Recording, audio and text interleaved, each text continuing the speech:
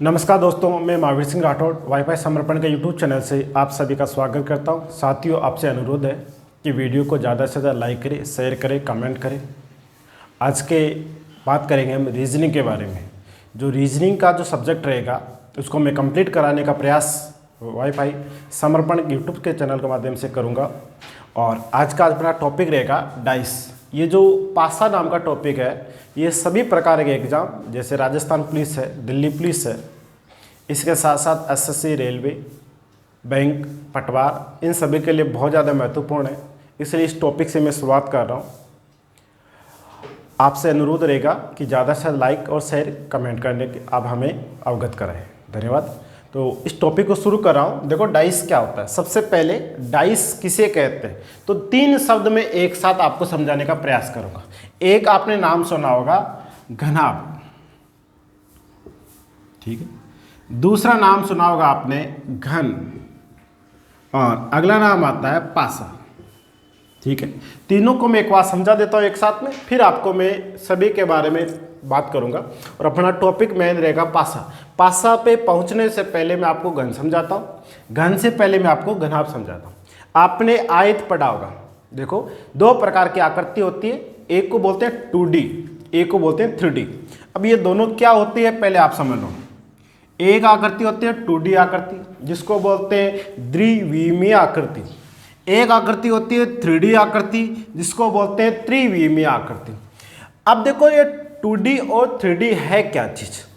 2D आकृति वह होती है जिसको हम देखने पे हमें 2 भुजाएं स्पष्ट नजर आती है, ठीक है। जैसे आपके आयत है, आयत एक 2D आकृति है। आयत के साथ साथ हम कह सकते हैं कि वर्ग है, इसके साथ साथ त्रिभुज है, इसके साथ साथ वृत्त है या चतुर्भुज है। ये सभी आकृतियां कौन सी होती है? 2D आकृति होती है। अब 3D आकृति कौन सी होती है? 3D आकृति के अंदर आयत से ही हम बना देते हैं घनाभ। क्या बना देते हैं? घनाभ। वर्ग से बन जाता है घन। और अगर किसी घन पे आप कुछ भी लिख देते हैं, जैसे किसी का नाम लिख दिया, आपने कोई डिजिट लिख दिया या कोई सिंबल लगा दिया, तो वो घन क्या कहलाएगा? पासा कहलाएगा, ठीक है। इसी प्रकार एक शब्द सुना होगा आपने, गोला। ये सभी क्या कहलाते हैं? 3D आकृति। तो 2D और 3D में अंतर समझ में आ गया होगा। जो आकृति दिखने में ऐसी लगी है कि भरी हुई है, जैसे कमरा है, कमरे के अंदर हवा हो सकती है, रेत हो सकती है, या कुछ भी हो सकता है, वो एक भरा हुआ है जिसके अंदर आयतन आ जाता है, जिसकी वॉल्यूम होता है, वो क्या कहलाता है? आपका 3D आकृति। देखो, एक होता है एरिया, एक होता है वॉल्यूम, ठीक है। एरिया तो दोनों का होता है, 2D का भी होता है, 3D का भी होता है, ठीक है। लेकिन 3D आकृति में वॉल्यूम होता है, यानी आयतन होता है। और जिसमें आयतन होता है वो आकृतियां कौन सी होती है? आपके क्षेत्रफल के साथ साथ जिसका आयतन होता है वो आपकी 3D आकृति है। जिसका केवल क्षेत्रफल होता है या परिमाप कह दो, ठीक है, परिमाप भी होता है, क्षेत्रफल भी होता है, तो क्षेत्रफल वाली आकृतियां क्या कहलाती है? 2D आकृति। जैसे आयत का क्षेत्रफल होता है, वर्ग का क्षेत्रफल होता है, त्रिभुज का क्षेत्रफल होता है और वृत्त का क्षेत्रफल होता है। लेकिन घनाभ के साथ, क्षेत्रफल के साथ साथ इसका आयतन भी ज्ञात कर सकते हैं। घन का भी आयतन होता है, घनाभ का भी होता है, पासा का भी होता है और गोले का भी होता है। तो हम बात करेंगे घन, घनाभ और पासा क्या चीज होती है। यहां तक क्लियर हो गया होगा कि घनाभ, घन और पासा तीनों ही कौन सी आकृति है? 3D आकृति। कौन सी आकृति है? 3D आकृति, यानी हिंदी में लिखा जाए तो त्रिविमीय आकृति है। कौन सी आकृति है? त्रिविमीय आकृति है, ठीक है। अब मैं आपको संरचना बना के बताता हूं कि ये आकृतियां कैसी बनी हुई होती है। सबसे पहले मैं घनाभ से शुरू करूं। देखो, घनाभ की आकृति जो बनती है वो आयत से बनती है। तो ये आयत ले लिया। आयत क्या होता है? जिसकी लंबाई चौड़ाई, आमने सामने की लंबाई चौड़ाई क्या होती है? समान होती है। तो आमने सामने की लंबाई चौड़ाई क्या होगी? समान होगी। अगर इसी आयत में सेम आकृति का दूसरा आयत होता है, उसको आपस में भुजाओं से भुजा मिला दी जाती है, तो यह आपका क्या बन गया? घनाभ बन गया, ठीक है। घनाभ के अंदर क्या होता है? 6 भुजा होती है। कितनी भुजा होती है? 6 भुजा होती है। साथ ही भुजा का दूसरा नाम सतह कह सकते हो या फलक कह सकते हो। या आप इसको सरफेस कह सकते हो। तो किसी भी घनाभ में कितनी भुजा? 6 भुजा, याद रखने की बात। दूसरी बात, इस घनाभ के अंदर जब कोई दो भुजा आपस में मिलती है वो किनारा कहलाता है। जैसे नदी का किनारा होता है, पानी आके खत्म होता है, मिट्टी शुरू हो जाती है, या सड़क का किनारा होता है, जहाँ पे सड़क खत्म होती है मिट्टी शुरू हो जाती है। तो किनारा क्या होता है? दो भुजाओं का मिलन स्थान, जो मिलन स्थान होता है वो आपका भुजा कहलाती है। ठीक है, तो भुजा जहाँ मिलेगी तो वो सब क्या बढ़ जाएगा? किनारे। और किनारे कितने होते हैं इसमें? 12 किनारे। कितने किनारे होते हैं? 12। अब बात करते हैं कौन कौन से 12 होते हैं। तो देखो, दो भुजा यहाँ मिली, दो भुजा यहाँ मिली, दो भुजा यहाँ मिली, दो भुजा यहाँ मिली, ये सभी मिल ही रहे। और जहाँ जहाँ ये मिलती है वो कितने? किनारे। और किसी भी घन घनाभ या पासे में किनारों की संख्या 12 होती है। अब बात करें कोनों की। कोनों की संख्या 8 होती है। जब तीन, बात को समझना, जब तीन भुजाएं आपस में जहां आकर मिलती है वो कोना कहलाता है या कॉर्नर कहलाता है, जिनकी संख्या हमेशा कितनी होती है? 8 होती है। ठीक, अब बात करेंगे घन। अपना घनाभ हो गया तो घन पे आ जाते हैं। घन क्या होता है? घन किससे बना होता है? घन एक वृक्ष से बना होता है। ठीक है, इसी को मैं आकृति के और साथ जोड़ देता हूं। ये लो जी, क्या बन गया अपना? घन बन गया, क्यूब बन गया। अब इसमें फर्क क्या है? फर्क इतना ही है कि सेम 6 भुजा उसमें, यानी 6 सतह है या 6 सरफेस है। इसके साथ साथ 12 किनारे हैं, सेम बात है। 8 कोने। अब दोनों में डिफरेंस इतना ही होता है कि इसकी जो 6 भुजाएं होती है इसमें सिर्फ आमने सामने की समान है। इसमें क्या होता है? 6 की 6 एक समान है। सभी की सभी भुजाएं क्या होती है? लंबाई, चौड़ाई, ऊंचाई, जो तीनों होते हैं वो तीनों क्या होते हैं? एक सम। अगर इस घन पे आप किसी संख्या को लिख देते हो, किसी का नाम लिख देते हो, या कोई आप अल्फाबेट लिख देते हो, या कुछ डिजिट लिख देते हो, कुछ भी, तो वो आपका क्या कहलाएगा? पासा कहलाएगा। तो क्लियर हो गया कि पासा कहां से बना? पासा 3D आकृति है जिसके अंदर 6 भुजा, 12 किनारे, 8 कोने, इसके साथ साथ पासे पे कुछ न कुछ लिखा होता है, वो आपका पासा कहलाता है। अब मैं पासे पे शुरू कर रहा हूं। पासा आया कहां से, बात समझ में आ गई होगी। अब मैं पासे से आपको समझा रहा हूं। सबसे पहले पासा बनाया कैसे जाता है? तो उसी घन से आप उसी घन से पासा बना सकते हो। कैसे? सबसे पहले देखो, समझो। मैं लेता हूं आपके लिए एक,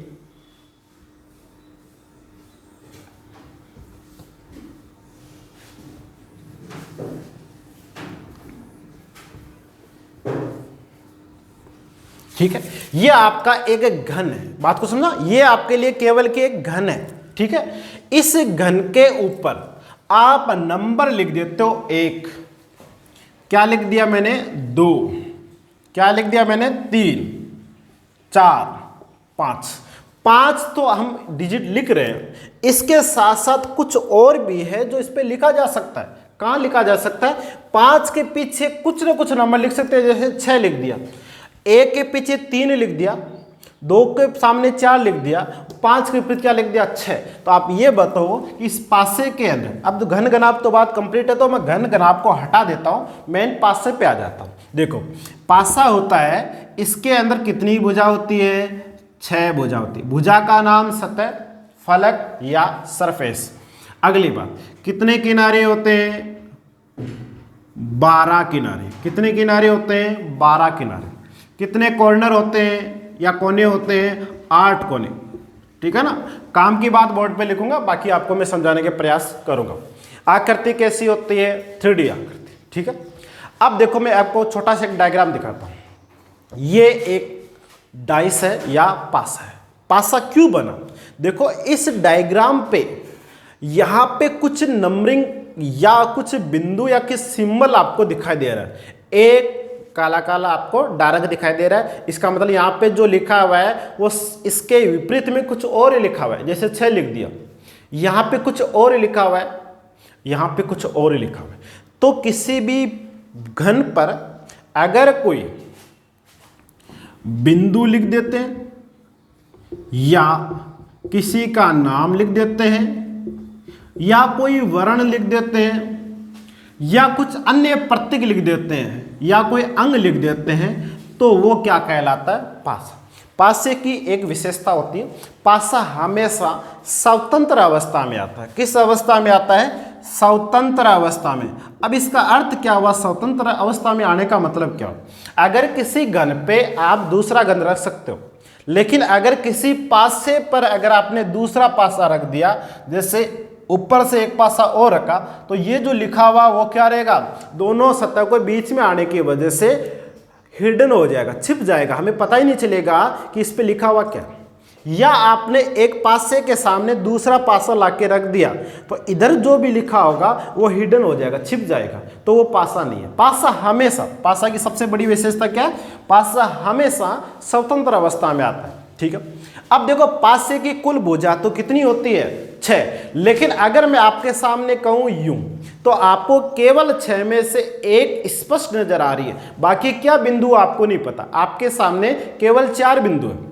ठीक, लेकिन अगर इसको मैं थोड़ा तिरछा कर दूं, तो आप 2 सतह देख सकते हो। देख सकते हो, एक तरफ आपको 2 बिंदु नजर आ रहे हैं और एक तरफ आपको 4 बिंदु नजर आ रहे हैं। अगर मैं इसको और तिरछा कर दूं, हो सकता है आपको 3 भुजाएं दिखाई दे। इसका मतलब 4 नजर नहीं आएगी।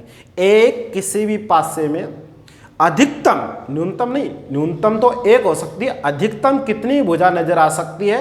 3 भुजा नजर आ सकती है। तो पासे की अगली विशेषता होती है कि पासे में हम एक साथ अधिकतम कितनी भुजा देख सकते हैं?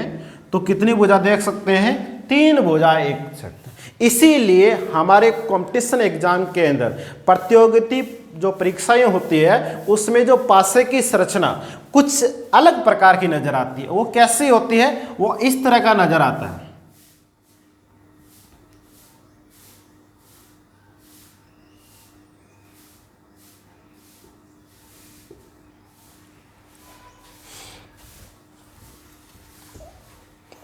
अपने जो कंपटीशन एग्जाम के अंदर जो आपको डाइस नजर आएगा, उसकी संरचना मोस्टली इस प्रकार की दिखाई देगी। वजह क्या है? वजह यह है कि यहाँ पे कुछ भी लिखा होगा, कुछ भी मान लो कि ये लिख दिया मैंने, ठीक है, तो ए डी ई 3 भुजा अधिकतम होती है, 3 ही नजर आनी चाहिए। अब लिखा हुआ क्या हो सकता है? अगर वहां पे डिजिट होगा, बात को समझना, अगर वहां पे कोई अंक होगा तो 1 2 3 4 5 6 हो सकता है। अगर वहां पे अल्फाबेट होगा तो A B C D E और एफ होगा। और अगर किसी का नाम हो सकता है तो कुछ भी हो सकता है, कोई रंग होगा तो कुछ हो सकता है। बाकी ये फिक्स होते हैं कि गिनती आएगी तो 1 से 6 आएगी और अल्फाबेट आएगा तो ए से लेकर एफ तक आएगा। अब मैं बात करूंगा कि हमारे कॉम्पिटिशन एग्जाम में पहली बार पहला क्वेश्चन कहां से आता है, तो टाइप नंबर 1 की चर्चा में आपके साथ करूंगा। ठीक है, बात करेंगे कि अपने एग्जाम के अंदर किस प्रकार के क्वेश्चन आएंगे। तो टाइप नंबर 1, रीजनिंग के जितने प्रकार के एग्जाम में क्वेश्चन आते हैं उसको मैं पार्ट वाइज बांटता जाऊंगा। ठीक है, तो टाइप नंबर 1 से ले लेता हूं कि पहला क्वेश्चन आपके डाइस से किस प्रकार का पूछा जा सकता है। तो पहला क्वेश्चन आता है आपका सिंगल पासे का, एक ही पासा होगा और वो भी पासा आपको खुला देगा। अभी बंद तो आपने देख लिया कैसा होता है, ठीक है ना। खुले पासे की मैं चर्चा करता हूं जिसको हम ओपन डाइस बोलते हैं। खुला पासा, खुला पासा। अब देखो खुला पासा होता है, उसकी संरचना कैसी होती है, बात को समझना। अगर आपके सामने इस डाइस को मैं ओपन करूंगा, खोलूंगा, तो साफ सी बात है 6 भुजा तो 6 सामने आ जाएगी, लेकिन आएगी कैसे? वो एक दूसरे से जुड़ी हुई रहेगी। किस प्रकार की संरचना बनती है समझो। पहले तो हमारे पास डाइस कैसा है वो देखो। इस डाइस को खोल रहा हूं, ठीक है, ये अभी तक वर्ग था। इस वर्ग को पहले मैं बनाता हूं घन। अब घन को मैं बना दिया मैंने डाइस यानी पासा। ठीक है, अब देखो इस डाइस के अंदर 1 2 3 4 5, एक पीछे वाली 6 तो भुजा होगी। यहां पे कोने होंगे तो 1 कोना, 2 कोना, 3 कोना, 4 कोना, 5 कोना, 6 कोना, 7 कोना, 8 कोना, 9 कोना, 10 कोना। ठीक है, इसके साथ साथ पीछे की तरफ एक तो ये 11 और इसके एक विपरीत में एक और हो जाएगा, तो कितने कोने होंगे, किनारे कितने हो गए, 12 किनारे हो गए। कोनों की बात करूं, देखो 1 2 3 4 5 6 7 8 कोने कितने, 8 कोने, 12 किनारे, 6 भुजा, ये याद रखना आपको, ठीक है। आकृति 3D होगी। अब इसको मैं ओपन कर रहा हूं, तो ओपन किस प्रकार होगा ध्यान देना।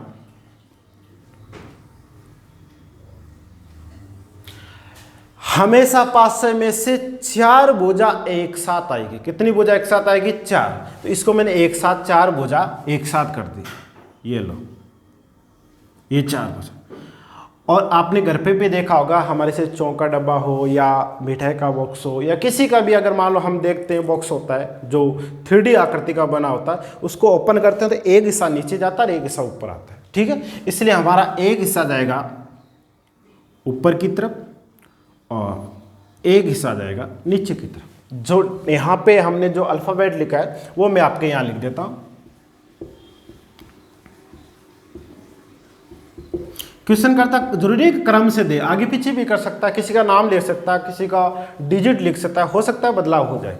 यहाँ पर क्या होता है, देखो हमारे पास ये जो डाइस है, इस डाइस का विपरीत किधर से भी आ जाओ बोले, एक छोड़ना पड़ेगा। इसका विपरीत तो ये है, इसका विपरीत ये है, इसका विपरीत ये है। तो आप इधर से जाओ या इधर से जाओ या इधर से आओ, आपको एक फलक, एक भुजा छोड़नी पड़ेगी। इसीलिए क्या होता है, इस एक का विपरीत देखा जाएगा तो इसको एक छोड़ दो और हमेशा उसी की दिशा में बढ़ना जिस दिशा में वो दे रखा है। तो ऊपर जा नहीं सकते तो जाएंगे किधर, हम ए से हम सी की तरफ जाएंगे या सी से हम ए की तरफ जाएंगे। तो हमारा क्वेश्चन ये बनता है कि बताइए ए का विपरीत क्या आएगा, तो हमारा सीधा सा जवाब है सी आएगा। बाय द वे आपसे पूछ लिया जाता है सी का क्या होगा, तो ए हो जाएगा। मैं बात करूं किसकी, बी की, तो बी का विपरीत क्या आएगा, तो बी का विपरीत आएगा क्या, डी, और डी का विपरीत क्या आएगा, बी। छोड़ना एक ही और कुछ नहीं करना। अब बात बच गए, वो एक दूसरे के क्या होते हैं, विपरीत होते हैं। तो आप बताओ कि इस ई का विपरीत क्या आएगा, एफ आएगा, और एफ का विपरीत क्या आएगा, ई आएगा। सीधा सा जवाब हो गया। 6 में से 3 के जोड़े होते हैं, ये 3 जोड़े हमारे क्या हो गए आंसर, ए का सी, बी का डी, ई का एफ हो गया।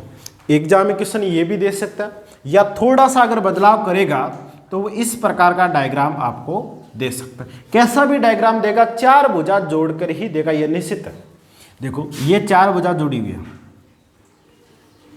ये 4 भुजा जुड़ी है। एक हो सकता है यहाँ खोल दे और एक हो सकता है वो यहाँ इसको ओपन कर दे। मैं नाम लिख देता हूँ, जैसे मान लो कुछ भी नाम लिख देता हूँ, जैसे मैंने यहाँ लिख दिया राधा, ये मैंने गीता, ये मैंने सुमन, ये मैंने ज्योति, ये नाम लिख दिया मैंने प्रीति, और एक नाम लिख दिया मैंने दीप्ति। ऐसे ही मैंने नाम लिखा, किसी का भी हो सकता है नाम। अब हमेशा अगर इनके बोले जाए इनमें से एक दूसरे के साथी कौन है या एक दूसरे के विपरीत क्रम में कौन आएगा, तो देखो एक छोड़ना है, ऊपर से आओ या नीचे से जाओ कोई फर्क नहीं है। अब राधा से अगर विपरीत देखना है तो सुमन की तरफ आना पड़ेगा, एक आपको छोड़ना पड़ेगा, ठीक है। और गीता से अगर आप ज्योति की तरफ जाओगे तो भी एक छोड़ना पड़ेगा, और दीप्ति से अगर आप प्रीति की तरफ जाओगे तो भी आपको एक छोड़ना पड़ेगा, ठीक है ना। इसी डायग्राम को मैं एक और बना के बता देता हूं आपको। इधर देखो, इसमें अगली बात,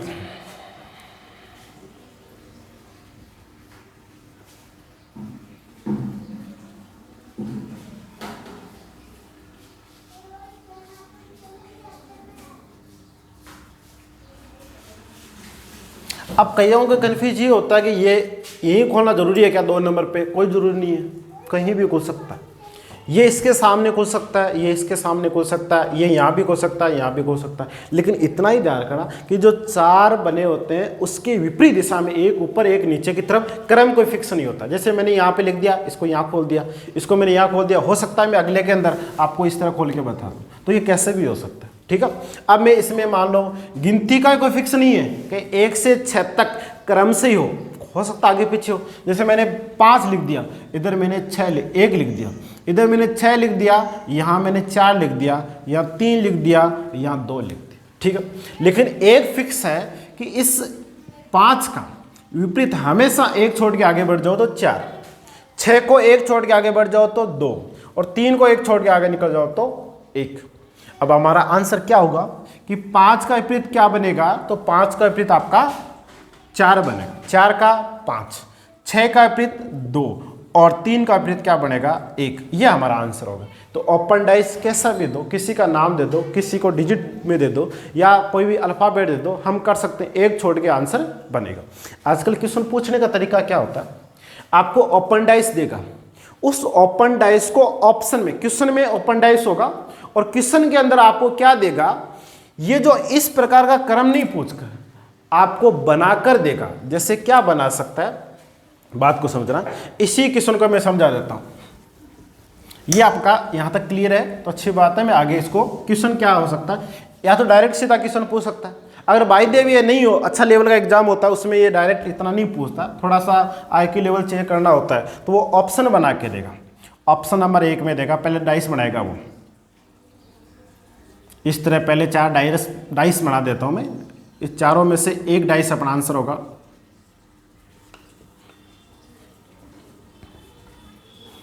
दो ऑप्शन इधर लिख देता हूं मैं।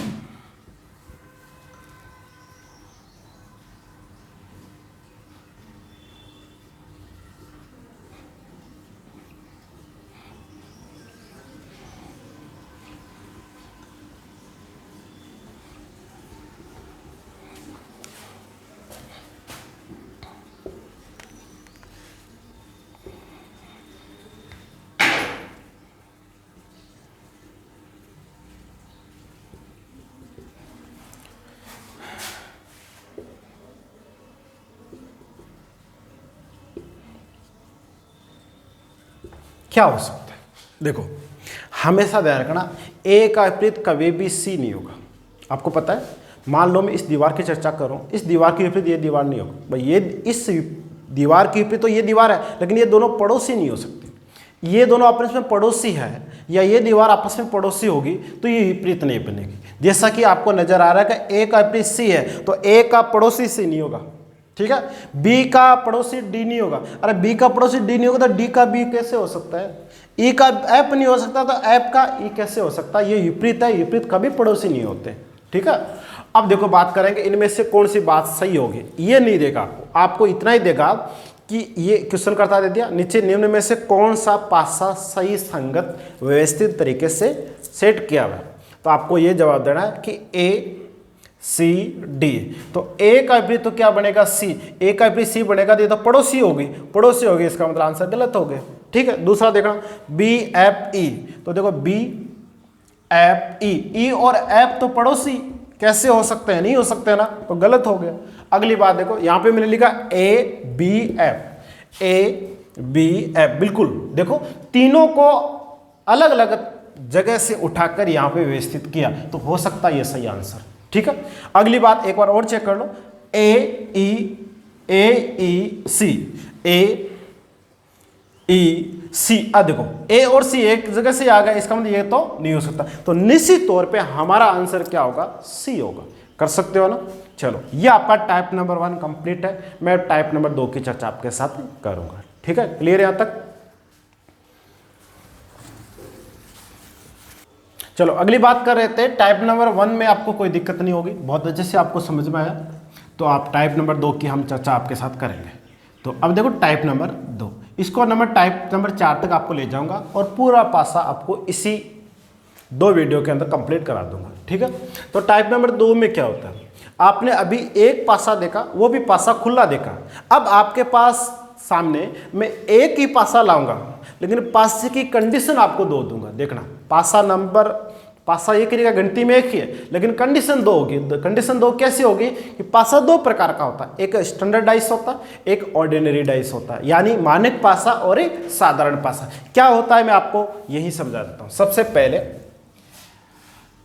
जब पासों की संख्या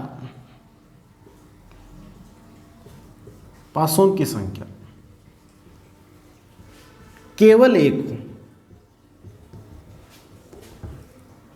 और फिर अगर आपसे क्वेश्चन पूछ ले, एक ही पासा देगा फिर आपसे क्वेश्चन पूछ लिया, तो आपको सोचना पड़ेगा कि पासा है कौन सा। तो देखो ये 2 प्रकार के डाइस होते हैं, बात को समझना। डाइस कितने प्रकार के? 2। एक को बोलते हैं स्टैंडर्ड डाइस, हिंदी में बोले तो मानक पासा। स्टैंडर्ड डाइस का मतलब हो गया मानक पासा। दूसरा आपके पास पासा आता है, वो आपका होता है ऑर्डिनरी डाइस, या आप कह दो सिंपल डाइस, या साधारण पासा। साधारण पासा, दोनों में क्या डिफरेंस होता है समझने का प्रयास करना, ठीक है। अब देखो आपके सामने जो मैं डाइस दिखा रहा हूँ, ये आप सोच के बताना क्या हो सकता है। देखो आपके सामने में एक फलक दिखा रहा हूँ, भुजा दिखा रहा हूँ, जिस पे लिखा हुआ है कितना? 1। इसके जस्ट विपरीत जाते हैं तो लिखा हुआ है 6, ठीक है। 1 और 6 को जोड़ो, कितने हो गए? 7। अब आप सामने देखो कितने आ रहे हैं? 3। 3 के विपरीत दिखा रहा हूँ मैं, आ रहे हैं 4। इधर आपको आ रहे हैं नज़र कितने? 5। इधर आपके कितने आ रहे हैं? 2। तो 5 2 7, 4 3 7, 6 1 7। अगर किसी भी पासे का विपरीत भुजाओं का योग अगर 7 हो जाता है तो वो मानक पासा कहलाता है, और अगर किसी भी विपरीत भुजाओं का योग 7 नहीं हो रहा तो वो साधारण पासा। बस इतने से ध्यान रखना और कुछ नहीं है। इसमें क्या फर्क है वो ध्यान रखना। मानक पासा क्या होता है? पासे की विपरीत भुजा, विपरीत भुजाओं का योग 7 होता है। बस अगर सीधी सी बात है कि अगर विपरीत का योग 7 हो गया तो पड़ोसी कभी भी 7 हो ही नहीं सकते। मैं आपको एग्जांपल देके बताऊं यहाँ पे कि अगर मैं छोटा सा एक उदाहरण ले रहा हूं, मानक पासा का उदाहरण ही है, ठीक है। 4 5 6। आप ये बताओ, इस 4 और 5 को जोड़ते हो तो 9 हो गया। पड़ोसी, ध्यान रखना, 4 और 5 को जोड़ रहे, पड़ोसी को जोड़ रहा हूं, और पड़ोसी को जोड़ रहे हो तो 7 नहीं होगा। 5 और 6 को जोड़ा, कितने हो गए? 11। 5 और 6 कितने हो? 11। 6 4 कितने हो गए? 10। इसका मतलब ये निश्चित होता है इस 4 का विपरीत निश्चित तौर पे क्या आएगा? 3 आएगा। 5 का विपरीत क्या आएगा? 2 आएगा। 6 का विपरीत क्या आएगा? 1 आएगा। ये निकालने का तरीका होता है कि गिनती मैंने आपको शुरू में कितनी बताई? 1 से 6। तो शुरुआती अंक और अंतिम अंक को जोड़ो, कितने हो गए? 7। तो इस 7 में से 4 को घटा दो 3, 7 में से 5 को घटा दो 2, और 7 में से 6 को घटा दो 1। कब की कंडीशन है? जब ये पड़ोसी 7 नहीं हो। पड़ोसी 7 नहीं होगा तो निश्चित तौर पे 7 योग कब होगा? विपरीत भुजाओं का योग है 7। ये आपका मानक पासा। आपके सामने जो पासा है वो भी मानक पासा ही है। 1 और 6 7, 3 और 4 7, 5 और 2 कितने? 7, ठीक है। अगर किसी भी पासे की पड़ोसी भुजा का योग 7 हो जाता है, पासे की पड़ोसी भुजा का योग 7, पड़ोसी भुजा का योग 7 है तो वो निश्चित तौर पे साधारण पासा है। कैसे होगा? उदाहरण, एक एग्जांपल दे रहा हूं मैं आपको यहां। चलो, हो सकता है यहां आपको नहीं नजर आई तो मैं इधर लिख देता हूं।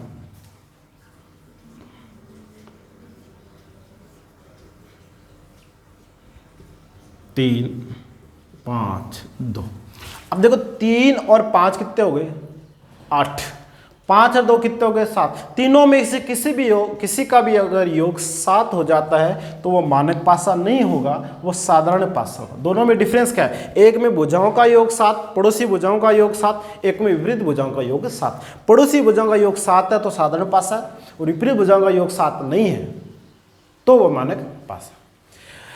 3 का विपरीत कभी भी ध्यान रखना 5 नहीं होगा, पड़ोसी भुजा कभी विपरीत नहीं बनेगी। 3 का विपरीत क्या नहीं होगा? 2 नहीं होगा। आपके पास शुरू से मैं कह रहा हूं संख्या कितनी होती है? 1 2 3 4 5 6, जिसमें से पूछा किसका है तो 6 में से 3 का आपको पूछा गया। 3 का विपरीत 3 नहीं होगा, 3 का विपरीत 5 नहीं होगा, 3 का विपरीत 2 नहीं होगा। अब बचा हुआ क्या, 1 4 6, तो इस 3 का विपरीत 1 भी हो सकता है, 4 भी हो सकता है, 6 भी हो सकता है। 5 का विपरीत पूछे तो 3 और 2 को छोड़ दो, 1 हो सकता है, 4 हो सकता है और 6 हो सकता है। ठीक है, इन्हीं में से होगा। 2 का विपरीत क्या नहीं होगा, 3 और 5 नहीं होगा, तो क्या हो सकता है, 1 हो सकता है, 4 हो सकता है, 6 हो सकता है। दोनों बात क्लियर। एक में पड़ोसी भुजा का योग 7 तो मानक, विपरीत भुजा का योग तो पड़ोसी भुजा का योग तो साधारण, और अगर विपरीत भुजा का योग है तो मानक। अब आपको मैं क्वेश्चन आंसर इसके कराता हूँ। देखो, टाइप नंबर 1 के ही मैं क्वेश्चन आंसर, टाइप नंबर 2 के ही आपको मैं क्वेश्चन आंसर करा रहा हूँ। 2 या 3 क्वेश्चन में आपको बहुत अच्छे से ज़्यादा क्लियर हो जाएगा। तो देखो, अब बात करें मैं थोड़ा सा एक डायग्राम से क्वेश्चन बनाने की, तो क्वेश्चन नंबर 1, इसमें डायग्राम बना देता हूँ पहले। ये लो डायग्राम। अब मैं क्वेश्चन लेके आ रहा हूँ, इसमें कुछ भी, अभी तक ये क्या है, घन है, लेकिन इस पे कुछ भी लिख देता हूँ। जैसे मैं लिख दिया 3 6 और 5।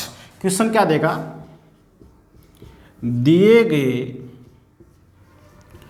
पासे में 3 अंक का विपरीत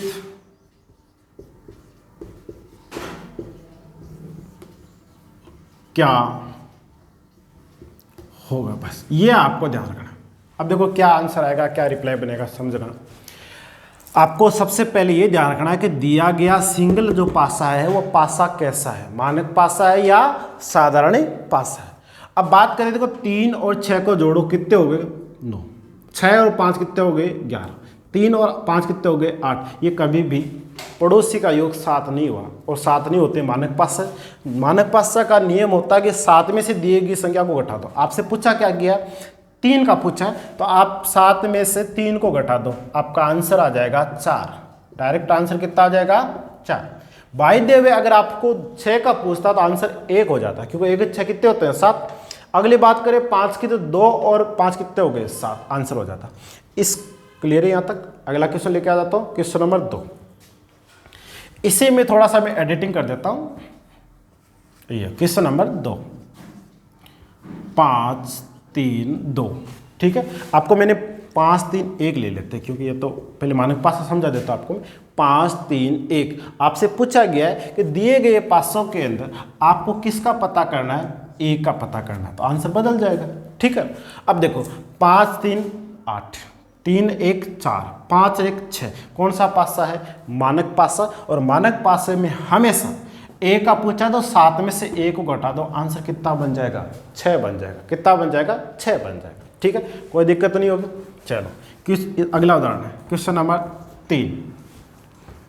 क्वेश्चन नंबर कितना 2 तक क्लियर है, दिक्कत नहीं होगी किसी को भी। तो अगला 1 3 2, आपको दिए गए पासों के अंदर 1 3 2 पासा समझ आ गया। दिए गए पासे के अंदर आपसे पूछा जाएगा 2 का विपरीत क्या होगा। ठीक है, तो देखो 1 और 3 4, 3 और 2 5, 2 1 3, तो किसका पूछा आपसे 2 का। और आपको देखने में पता चल गया कि पड़ोसी का योग 7 नहीं, तो पासा मानक है, और मानक में क्या होता है 7 में से दिए गए संख्या को घटा दो, 7 में से 2 घटा दो, आंसर कितना होगा 5। बाय द वे 3 का पूछता तो 4, 2 का पूछा तो 5, 1 का पूछता तो 6, आंसर हो गया। इसी क्वेश्चन को मैं नेक्स्ट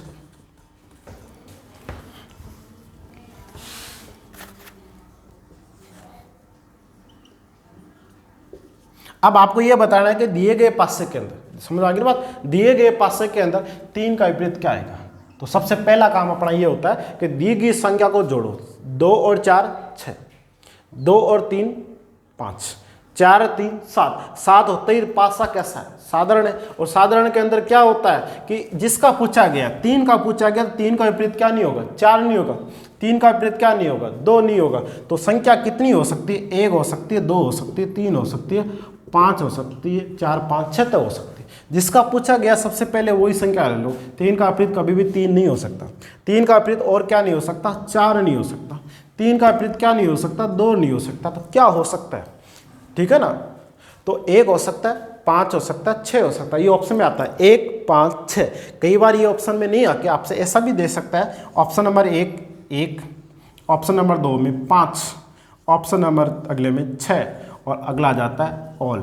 तो आपका आंसर आ जाएगा उपयुक्त सभी हो जाएगा। ठीक है, यहाँ तक क्लियर। अब आपको मैं 2 एक क्वेश्चन और करा देता हूँ फटाफट, इससे में ध्यान रखना आप। यहाँ पे करना कुछ नहीं होता, डिजिट चेंज होती है या किसी का नाम आ सकता है, अल्फ़ाबेट आ सकती है, इसके अलावा कोई परिवर्तन नहीं होता। जैसे मैंने लिख दिया 4 2 3, ठीक है, और आपको किसी भी एक संख्या का पूछ लिया, मैंने मान लो 4 का पूछ लिया। अब आपको पहला काम यही देखना है कि दोनों भुजाओं को जोड़ा। 4 2 कितने हो गए 6, ठीक है, 3 और 2 कितने हो गए 5, ठीक है, 4 3 7 होते ही अपने को पता चल गया पासा कैसा है, साधारण। साधारण पासे का सबसे बड़ी फायदा यही होता है कि 1 2 3 4 5 6 में से कोई एक आएगा, लेकिन 4 का फिर 4 खुद नहीं आएगा, 4 का पड़ोसी कभी भी नहीं आएगा, और 4 का ये पड़ोसी भी कभी भी नहीं आएगा। आंसर क्या हो सकता है? आंसर 1 हो सकता है, 5 हो सकता है और 6 हो सकता है। ठीक है दोस्तों, टाइप नंबर 2 में उम्मीद करता हूँ कोई दिक्कत नहीं होनी चाहिए। अगली वीडियो के अंदर बात करेंगे टाइप नंबर 3, टाइप नंबर 4, आगे बचेगा टाइप नंबर 5 भी बात करेंगे। आज के लिए इतना ही करेंगे। Thank you. वाईफाई समर्पण चैनल को ज़्यादा से ज़्यादा लाइक करें, शेयर करें, सब्सक्राइब करें। इसी प्रकार के आपको वीडियो मिलते रहेंगे। Thank you for watching.